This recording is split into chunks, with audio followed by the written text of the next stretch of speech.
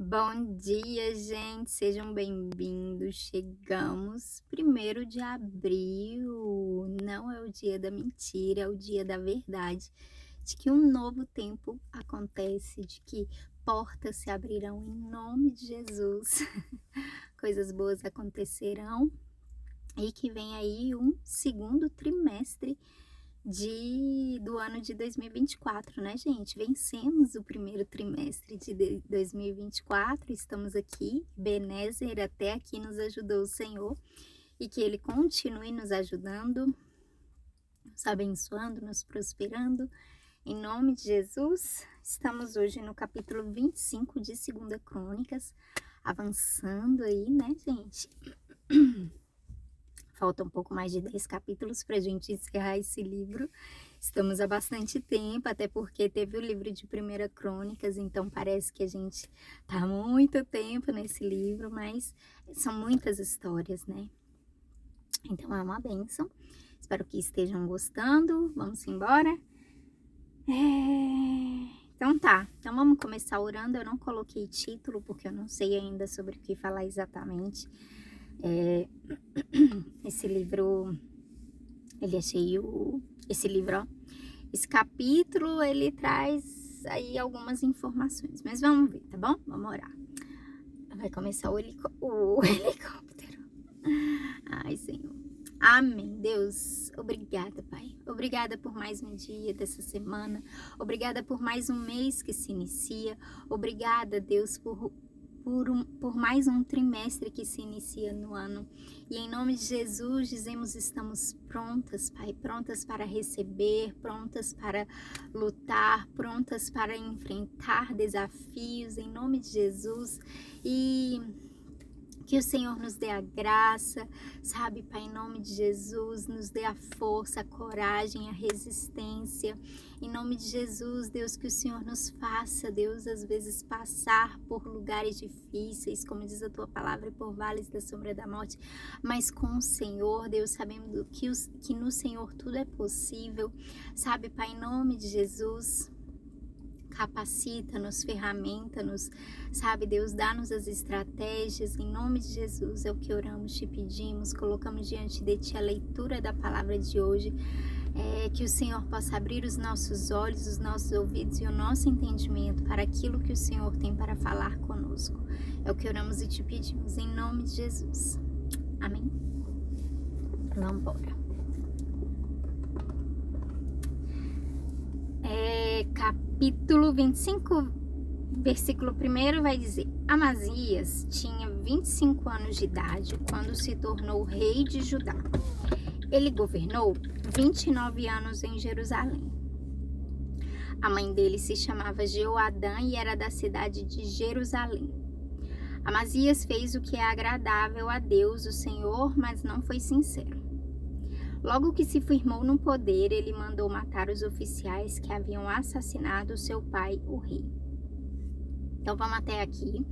A gente então viu no capítulo passado, bom dia Isabel, seja bem-vinda. Espero que esteja melhor, em nome de Jesus. Isabel estava fraquinha esses dias, gente, pegou aí talvez uma Covid, né? Não sei, mas estamos orando pela sua recuperação total, Isabel. Bom, então a gente viu no capítulo passado que Joás ali, né, no final do seu reino, ele acabou vacilando, e aí os filhos, como é que se diz, como é que é? Eu esqueci, Zabade, algumas pessoas, eles conspiraram contra o rei Joás. Ontem a gente, né, falou sobre muitas coisas, melhorando, obrigada, que bom. Onde a gente falou sobre muitas coisas. Eu tentei encaixar algumas coisas que eu entendia que podia trazer, né, que estava queimando no meu coração e que falava e que eu acredito que, né, trazia ali um pouco do que é a ressurreição de Jesus, a mensagem dessa ressurreição. Então a gente meio que se perdeu no capítulo, eu tentando me colocar algumas ideias que eu trazia no meu coração.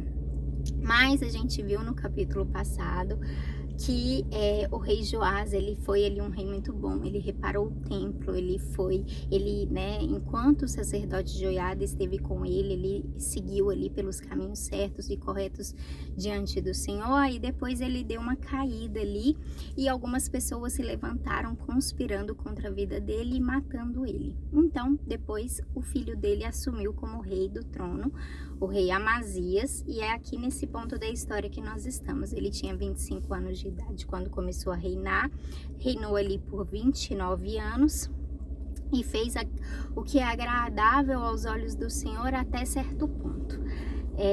E aí vai falar que essas pessoas que conspiraram contra a vida do seu pai Joás, ele foi lá e mandou matar. E aí vai falar o seguinte: no entanto, logo que se firmou no poder, ele mandou matar os oficiais que haviam assassinado seu pai, o rei. No entanto, não mandou matar os filhos deles, mas seguiu o que o Senhor havia ordenado na lei de Moisés. Os pais não serão mortos por causa de crimes cometidos pelos filhos, e nem os filhos por causa de crimes cometidos pelos pais. Uma pessoa será morta somente como castigo pelo crime que ela mesma cometeu. Aqui, gente, já havia se passado muito tempo depois de que Moisés havia dado essas leis a eles, mas a gente vê como eles seguem à risca e continuam, e de fato aquele testemunho, aquela lei era passada de um rei para o outro, e eles deveriam ler e cumprir ali. Então aqui o rei Amazias, ele fez questão de seguir à risca essa questão aí de matar as pessoas e não os filhos delas, né? E aí, beleza. E aí vai dizer no versículo 5: Amazias mandou chamar todos os homens que tinham 20 anos de idade para cima, das tribos de Judá e de Benjamim.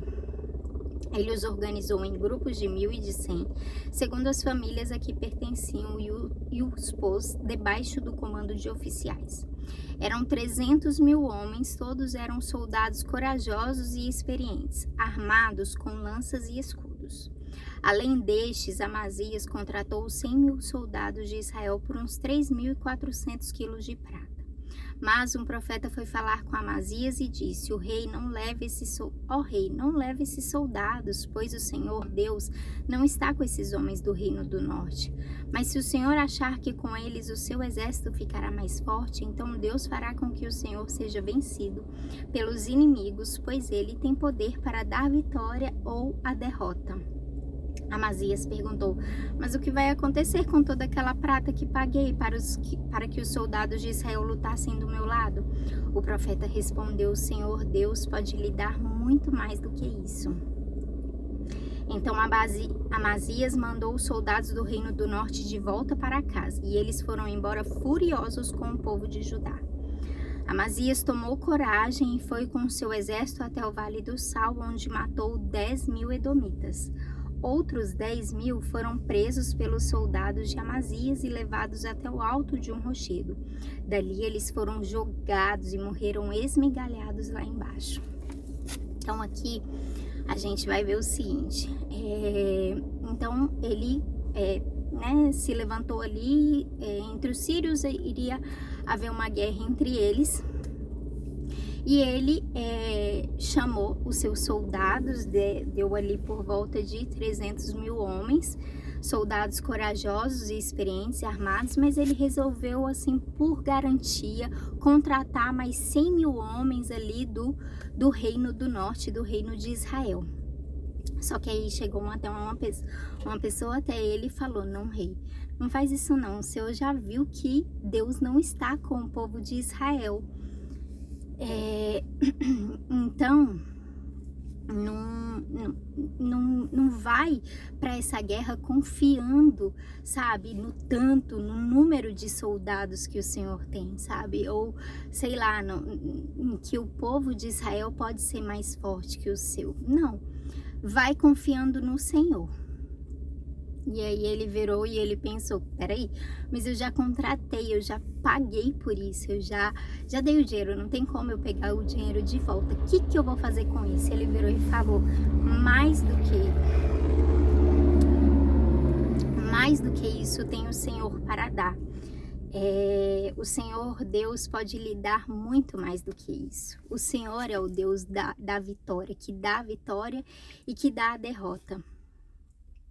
E isso fala muito com a gente, né, gente? Às vezes, assim, a gente, né? Nossa, várias vezes isso já aconteceu comigo. Eu não vou nem lembrar aqui de um exemplo, mas, tipo, quantas vezes a gente, tipo, faz alguma coisa ali e a gente descobre que não era a melhor coisa a se fazer, mas você, tipo, já dispensou ou dinheiro, ou força, ou talentos, ou dias, né? O seu tempo.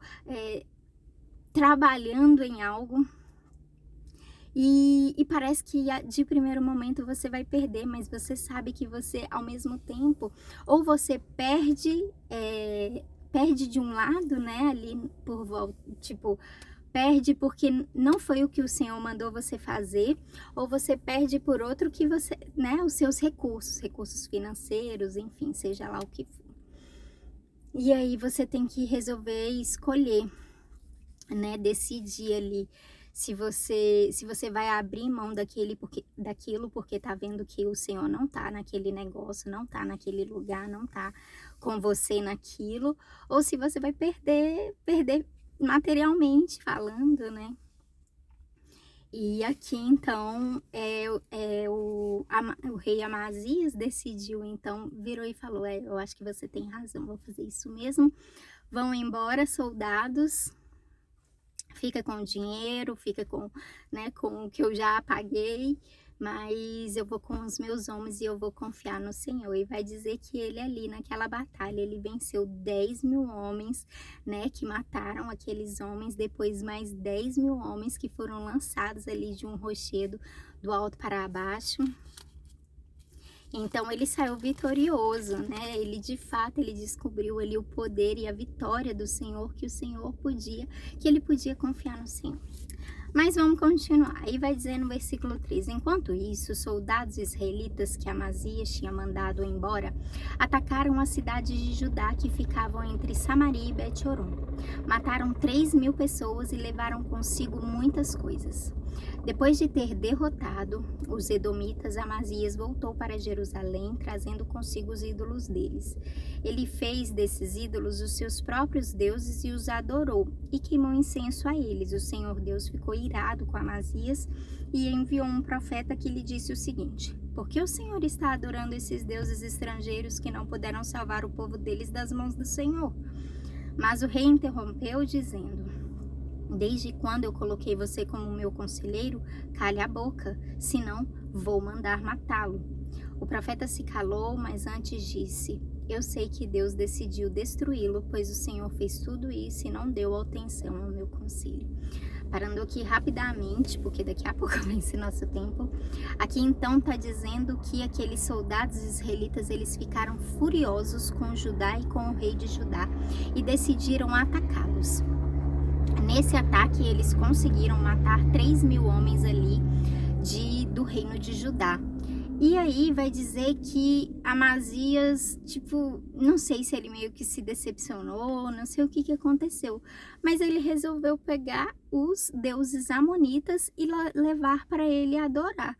E aí Deus enviou um profeta até ele falando: "Ei, você não viu o que eu fiz com esses deuses, com essas pessoas? Eu matei eles, eu te mostrei a minha vitória, sabe? Não é por causa desses 3.000 homens que você perdeu sofrendo um contra-ataque, não, um ataque dos israelitas, uma traição, que você tem direito de ficar decepcionado comigo, porque eu te mostrei que eu sou o Deus das batalhas dos exércitos."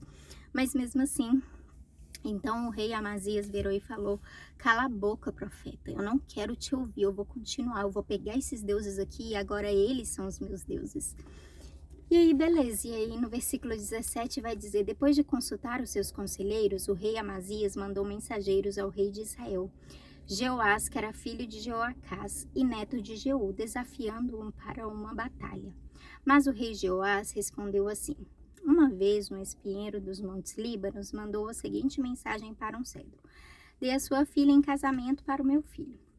Mas um animal selvagem passou por ali e pisou em cima do espinheiro. De fato, você, Amazias, venceu os edomitas e por isso está todo orgulhoso. Alegre-se com a sua fama e fique em casa. Para que arranjar um problema que trará somente a desgraça para você e para o seu povo? Então Amazias ali, ele todo orgulhoso da vitória que ele teve, ele virou e falou: ah é? Vocês estão indignados comigo? Vocês querem guerra? Então vamos lá, vamos mediar, vamos combater entre a gente aqui. E aí o rei Jeoás virou e falou: não, fica lá com a sua vitória, meu filho, fica de boa. E aí no versículo 20 vai dizer: mas Amazias não quis atendê-lo, pois era da vontade de Deus que Amazias e o seu povo fossem presos pelos seus inimigos por terem adorado os deuses dos Edomitas. Então o rei Jeoás saiu com seus soldados e lutou contra Amazias em Bet-Semes, na região de Judá. O exército de Amazias foi derrotado e todos os seus soldados fugiram para casa. Jeoás prendeu Amazias em Bet-Semes e o levou para Jerusalém, onde derrubou as muralhas da cidade desde o portão de Efraim até o portão da esquina, um trecho mais ou menos de 200 metros. Ele pegou toda a prata e todo o ouro que achou, pegou todos os objetos do templo que estavam sendo guardados pelos descendentes de Obed-edom e todos os tesouros do palácio e também levou reféns, e voltou para Samaria. O rei Amazias de Judá viveu 15 anos depois da morte do rei de Israel, Jeoás, filho de Jeoacás. Todas as outras coisas que Amazias fez desde o começo até o fim do seu reinado estão escritas na história dos reis de Judá e de Israel. Depois que Amazias se revoltou contra Deus, o Senhor, houve uma conspiração em Jerusalém para matá-lo e por isso ele fugiu para a cidade de Lax. Mas os seus inimigos o seguiram até lá e o mataram. O seu corpo foi levado de volta para Jerusalém num cavalo e foi sepultado no túmulo dos reis na cidade de Davi. E é isso, vamos embora aqui. A gente já venceu o nosso tempo, hoje eu tô aqui com bastante trabalho. Gente, beijo.